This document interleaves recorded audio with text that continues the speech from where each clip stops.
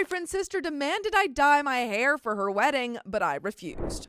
Why would that even matter? So, to start this off, my boyfriend and I have been together for about a year now, and I'd say me and his family have been on decent terms. They're traditional and I'm alternative, but they accept their son's decision and are generally very polite with me. By the way, this comes from the imperishable Roach. And if you want to submit your own stories, go to the r/okstorytime subreddit. I'm Sophia. And I'm Savannah. And we're here to give good advice goofily, but we don't have all the answers. We only know what we'd do. So let us know what you would do in the comments. Issues began to arise, however, after his sister got engaged last fall. I had met her and interacted with her a few times at that point, and she had been generally nice to me. She told me that I was invited to the wedding, which I thought was very sweet, but little did I know what that would entail. Her fiance approached my boyfriend out of the blue and asked him to be a groomsman, to which he didn't give much of an answer. My boyfriend expressed to me later that he wanted to attend as a guest and really did not want to participate in the wedding itself. He has pretty bad anxiety, so that's understandable.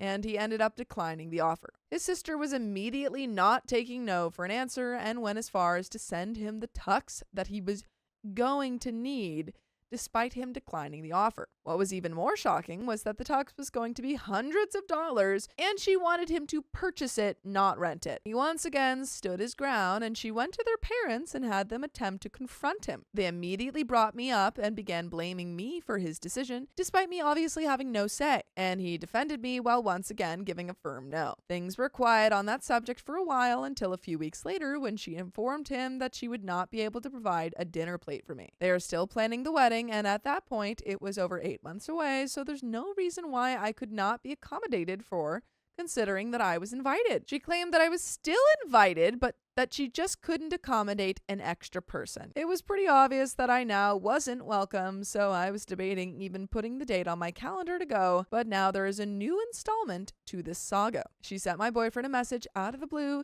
telling him that I'll need to dye my hair, and that there is now a dress code for guests. Everyone in attendance is expected to wear certain colors, burnt orange or green, and I'm supposed to dye my hair black. If you have ever dyed your hair, you know how hard black is to remove, so that request is insanely unreasonable. My hair is usually a dark red and is rarely vibrant, but that's beyond the point. I am not ruining my hair to accommodate to her guest rules.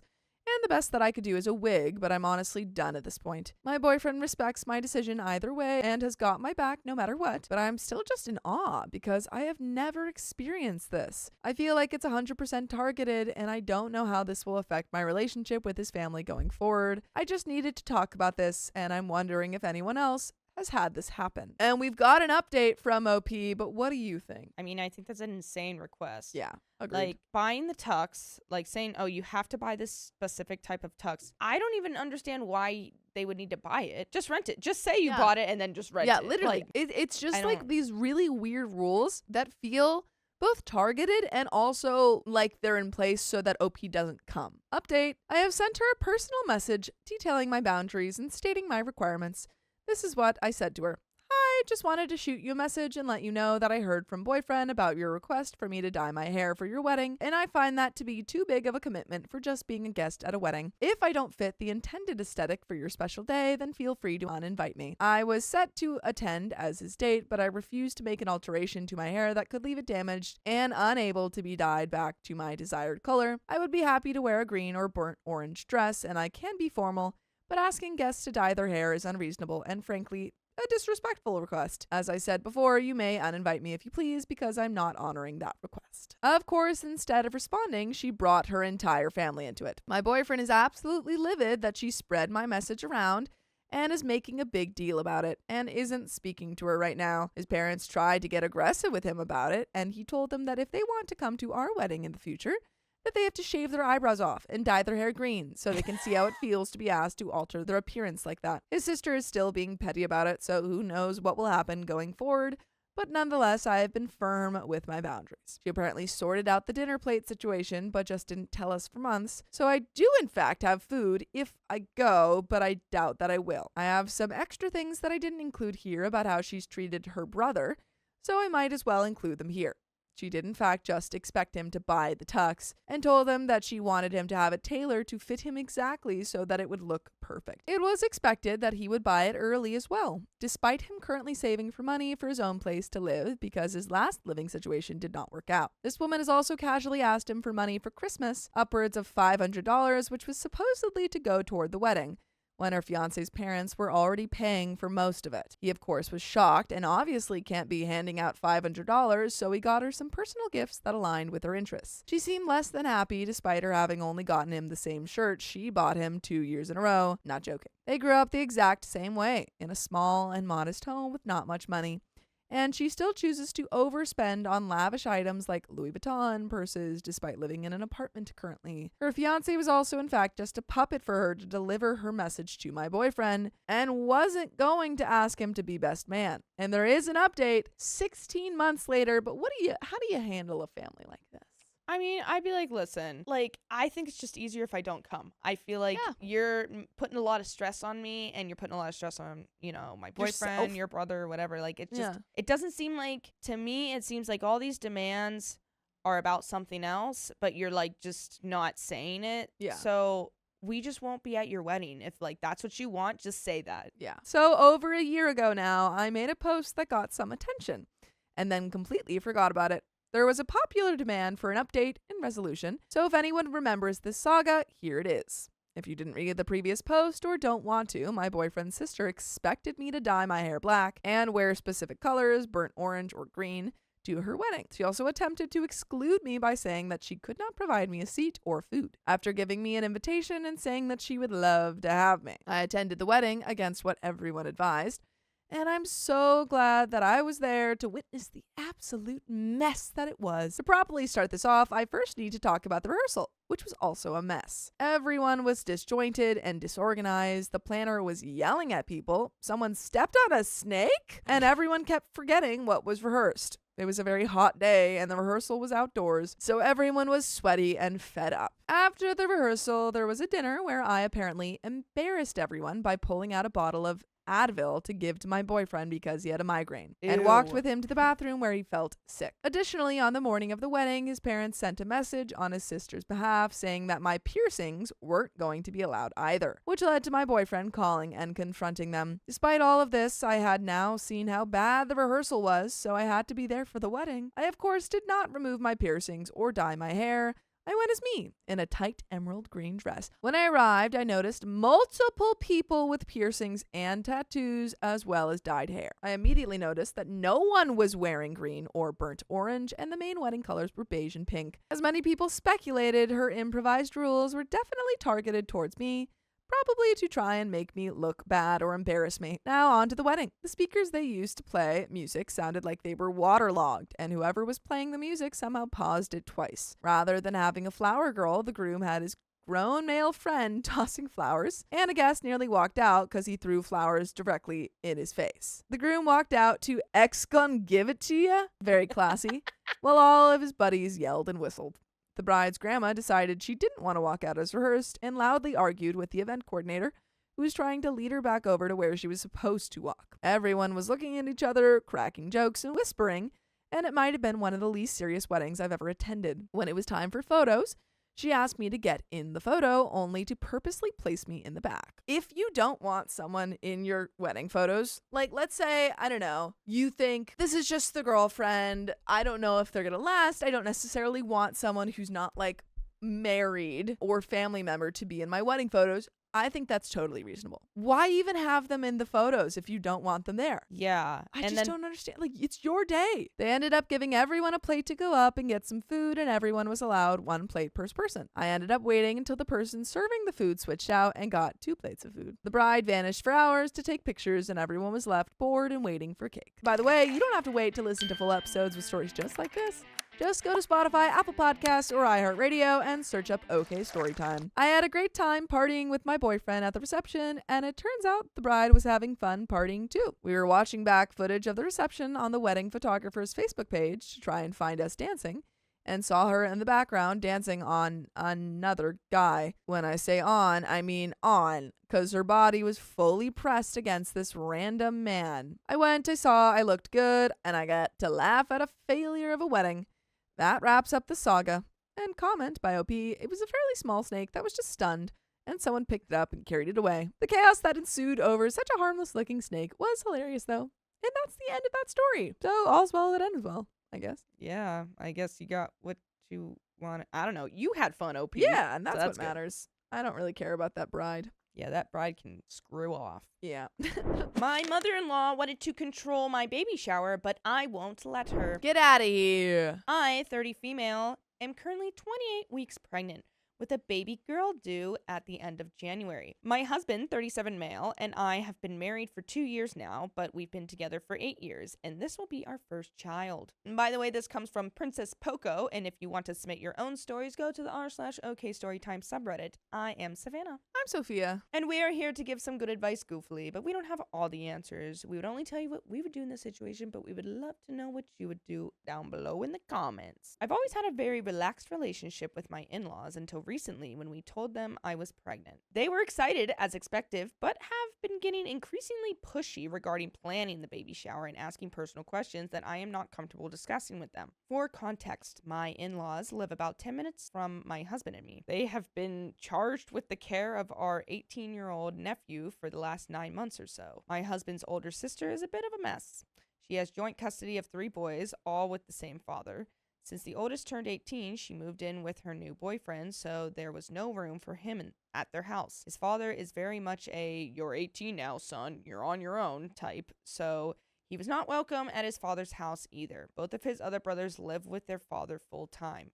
My pregnancy has been challenging. I was diagnosed with HG early in my pregnancy. I'm working full-time on several medications daily to prevent nausea and vomiting, and sometimes vomit up to 12 times a day. I've needed multiple trips to urgent care for IVs due to recurrent dehydration. I am also anemic and tire easily just by doing daily tasks. That is such a terrible mix. I nearly faint at least a few times a week, experiencing blacked out vision, lightheadedness, and nausea.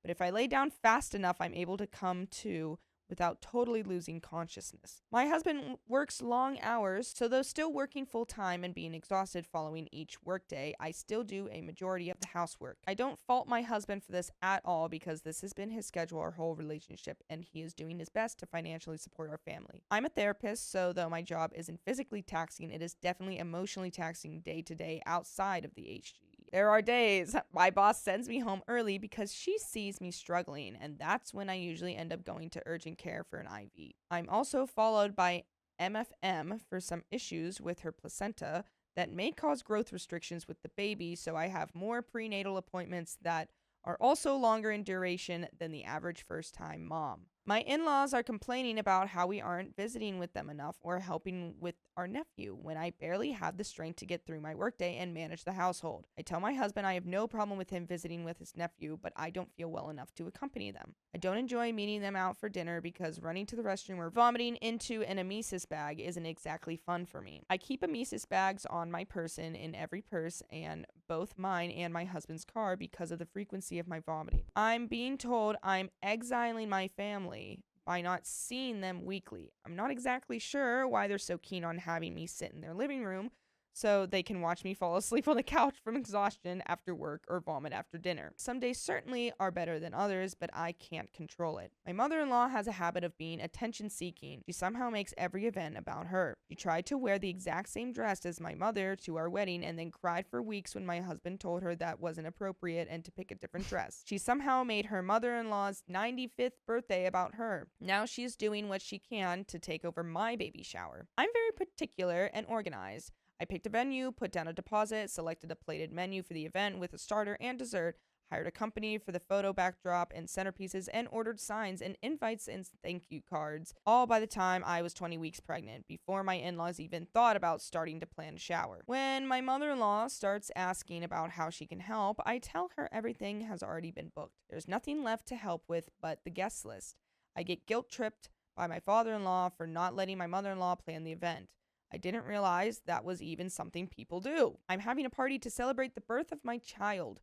Why would it be anyone's responsibility but my own to plan a party? I asked my mother-in-law for a list of people to invite to the shower, and the list just kept growing. She sent me several texts of people to invite. Most I have never met in the 9 years I've known my husband, nor did they even attend our wedding. I invited them to make her happy. I frequently get panic texts from her to know who has RSVP'd and who hasn't answered.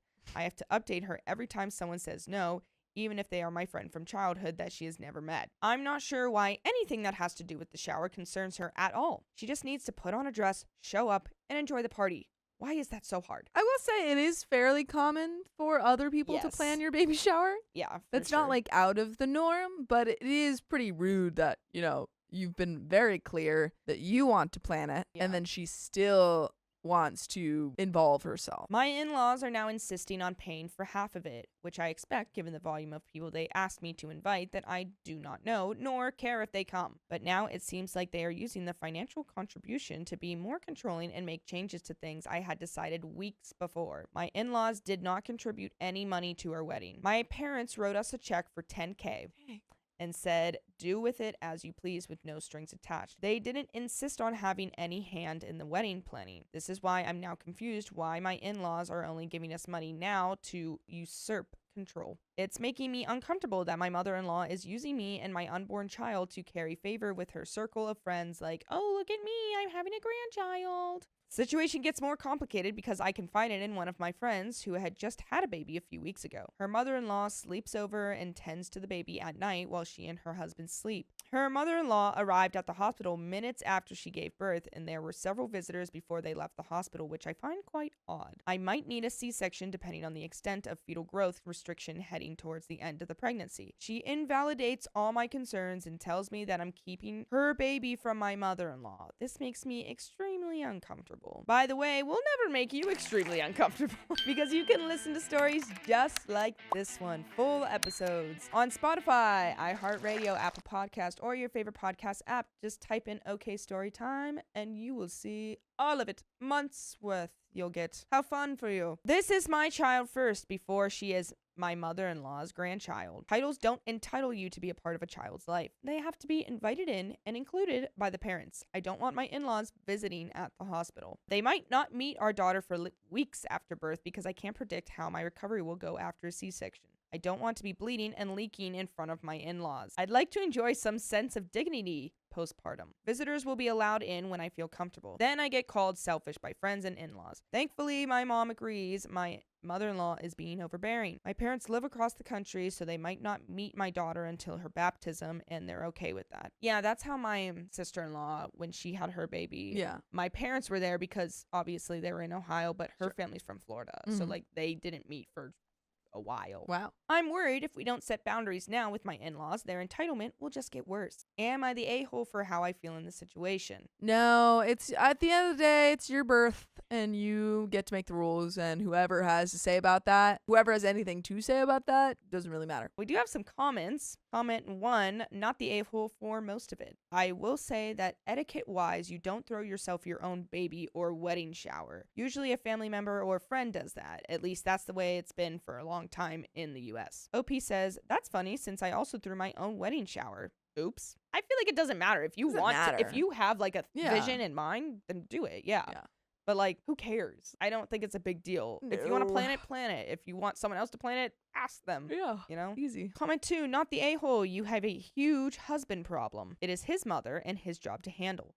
He is an a-hole for not shutting this down and setting boundaries. Get in marriage counseling now so he can learn how to set boundaries and enforce them. If he won't do this now, you will be miserable for the rest of your life if you stay with him. Stop entertaining mother-in-law's games about changing the shower plans and updating on RSVP unless it is her guest. Set the boundaries you want surrounding birth of the baby now. Make sure you tell everyone at the hospital you don't want visitors.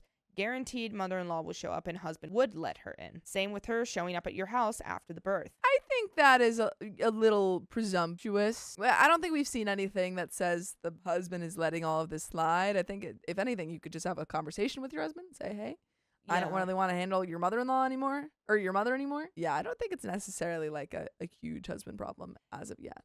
Yeah. And I mean, he also has his own stuff going on, you know? So it's like you want to make sure, like, I understandably you're going through all of this. You have a job and, you know, you're pregnant and have, you know, then you're also planning everything. Like, you know, you've got a lot on your plate. So I feel like if you just asked, you know, hubby, be like, listen, your mother-in-law is really driving me crazy. Can you just tell her to, like, chill, you know, or something? Yeah. I don't think that it's his fault per se. I think that that's just how the mother-in-law is. And, like, you've tried to set boundaries and you've tried to, you know, like, be like, okay, no, I want to do it, this is what I want, you know, and she obviously doesn't listen. So, you know, if you feel the need to get your husband involved, then yeah, it is his mom. So I feel like, you know, as long as they have like a good relationship, I don't know, they should be able to like talk it out. Yeah. That is the end of this story. And we got another one coming right up. I refused my mother-in-law's access to my baby. Now the whole family is furious. My baby, mine rules. And there is a trigger warning for mentions of abuse. So I've been sitting on this for a while and I'm very unsure of what to do. My partner has always had a very hard relationship with his mother. When we first got together, he explained the history in a lot of details without going into full detail. There is a lot that she accused him of and made sure everybody in the family outcasted him for. And that started from him being age 8 when it got very seriously bad. By the way, this comes from Antique Interest 959 on the r/okstorytime subreddit. And if you want to submit your own stories, go to that subreddit. I'm Sophia. And I'm Savannah. And we're here to give good advice goofily, but we don't have all the answers. We only know what we'd do. So let us know what you would do in the comments. I, at the time, didn't know all of the history, but she was showing what I thought was genuine care, so I did want to work on the relationship with the mother in hopes that we could all be close. When I fell pregnant, that was put to the test. I, till now, still feel very guilty for putting my partner through this, but we did deal with her during my pregnancy, and it happened many times that she would antagonize him over and over again to try and get a reaction. However, he didn't react because him and I already had a conversation about not reacting in hopes that she would stop. Keeping in mind, it was very small, petty things she would start on. For example, he would say when she would be driving, because she would pick us up when we went out together, "How about we go this way?" And she would start an entire argument about how she's right, he's wrong, and how dare he tell her anything while she's driving. He would sit in silence and she would keep going. He obviously after this stopped saying anything, but she would keep finding things to start on. Another example being at the shops together because she wanted to be involved in the pregnancy. We were looking for pajamas for the hospital for me, and my partner and I were playful bickering. That's the type of relationship we have. I would never change our relationship. I love what we have. However, she saw that playful bickering as a chance to start calling him harmful towards me, even when I said he was not being harmful. We're not arguing. But due to what she started, we were all out of the mood of shopping, and we're going back to the car because of it. And she continued the entire way, all the way up to the car and in the car ride back. When his mother and I would have our own days together, because when my partner would work, she would take me to the hospital for checkups. As soon as my partner was not there, all she did was crap talk him. And it was every single time. Her own son? What does so she have strange. against him? She really does not like her son. I tried to put up boundaries. I tried to say what a good partner he is to me. And it just felt wrong that I had to constantly defend my partner to his mother. I could keep listing examples, but I would be here for a lifetime. I also don't want to have to trigger anyone with some of the details. Now, we had gotten to the end of my pregnancy and she gave me an offer. If I needed to go anywhere, to ask and let her know, and she would see what she could do. We reached out a week in advance to see if she could drop us off somewhere on Friday morning, and she said that should be fine. Just remind her the day before to make sure she's still free. Thursday morning, we called to ask to make sure it was still okay, and keeping in mind my partner had her on speaker, so I heard everything. She went off about how he was disregarding her and her life, and her plans, and she can't drop everything for his demands. Without trying to talk over, he just told her, "Please don't stress. It's all good. We're just asking. That's all." But she kept going. My partner needed to leave for work, so he was in a rush to get off the phone and said, "It's all good. Don't stress. Just asking." Then, once we got off the phone to her, the text spam started. She completely went off on him about how disrespectful he is. Now she's had enough of his. It was just the most insane things I had ever heard. He did try to write back saying, "Hey, I said it's all good. I wasn't trying to pressure you," trying to make sure she understood that we weren't mad or anything. When her texts just kept coming, I told my partner not to reply anymore. Yeah, at that point, I'm not even hanging out with her. I'm not seeing her anymore. Yeah, I'd be like, okay, cool. Bye then. Yeah, I guess that's the last time we're hearing from you. Yeah, I'd be like, obviously this isn't serving you. It's definitely not serving me. So I'm going to go. You just hit her with you have been unsubscribed from this service. Did not matter. She lost it. She ended up saying that she didn't want to deal with him anymore, and she dropped off the baby seat she had for the newborn on my mother's lawn 10 minutes before it was to rain. It was just luck that my sister pulled up to the house and took it in as she went inside. Obviously, we did not know this, but that day was the day I ended up going into labor. Well, thank goodness we got that baby seat back. That's good. I went into labor that night. In complete honesty, I didn't want to deal with it anymore. I tried to make things work just to watch her continuously try to trigger my partner. I'm very big on mental health. I'm also big on not giving a dang about how many nice things you do for me. Doesn't erase the bad. It's actually another reason I don't like accepting favors, because I don't want to feel like I owe you anything. Anyway, to get to the point, I said I don't want her around the baby until she apologizes for how she acted that day. It was completely unreasonable and out of nowhere. My partner was in agreement. Also, keeping in mind we got to the hospital at 2 a.m., and by 4:45 a.m., I had given birth. We didn't start making calls to family members until about 8 a.m. I could be wrong. I wasn't watching the time, but by 9 o'clock, we had already started receiving calls and text messages about how dare we not let her know that I had given birth. We literally had only started making calls at that point. A very, very close friend of ours that was there helping during the pregnancy a lot, cooking, food, prep, etc. An auntie of mine that helped me throughout my pregnancy, and an auntie of his before we even got to continue calls. Yes, we were going to call his mom. I just wanted it to wait, due to me honestly being angry about the day before. Sorry, but I wasn't ready to deal with it right after giving birth. Once we received a call about how dare we not let her know that her grandchild was born, I was just over it. And I said to my partner, please don't call them. I don't want to deal with this. If they want to act like children, they get the silent treatment. I'm not dealing with grown adults acting like kids. We did have to stay extra time at the hospital, as there was also something we needed to check on our baby. So my hospital stay ended up being 5 days. So about 45 mental breakdowns later, we finally got to go home. And then the demands started. We had to let things go so they could come and meet the baby. I put my foot down. I don't give a dang. I'm sorry, but I'm watching my partner get better by not seeing you. And now you want me to allow you around my child when you can't even admit what you did wrong, nor apologize for it? If you can't even respect my partner, your own son, then how am I meant to believe you're going to be a good grandmother to your first grandchild? What sort of stability would I be showing my child by allowing this? The Annie that we called, on his side, even sent a message saying she didn't even want to hear our side of what happened because it doesn't matter. We need to let it go. Then, when that didn't work, she sent a message saying to the both of us in the group chat, I have made the decision that we are going to come see the baby, so let us know when it works. You're just going to get over it. I'm sorry, but absolutely not. I just could not believe the audacity. Like, what do you mean you made the decision? What? Who gave you the right to make that decision? Anyway, it's now a year later and they still haven't met the baby because they refuse to apologize. His mother still believes she's done nothing wrong. I'm sorry, after months of me watching what she does, then watching her little outbursts, like, no, you're an adult. You want to talk about taking accountability? Why does that apply to everyone but you? Now, this is where I'm conflicted. I still don't want them to meet our baby. Nothing has been resolved. They even want us to take fault for everything and let it go. And now my partner's grandfather is having health issues. They are in his ear about meeting the baby. And honestly, it's infuriating me because he's not in the best health at all. And you're going to manipulate him like this when he's at his worst? This is just insane to me. His grandfather wants us to allow my partner's mother to meet the baby before he passes, knowing that I have been firm about wanting that without an apology from her first. Also, quick apology, as I know I keep saying, but please understand that my partner and I did make all these decisions together. We were in agreement about everything.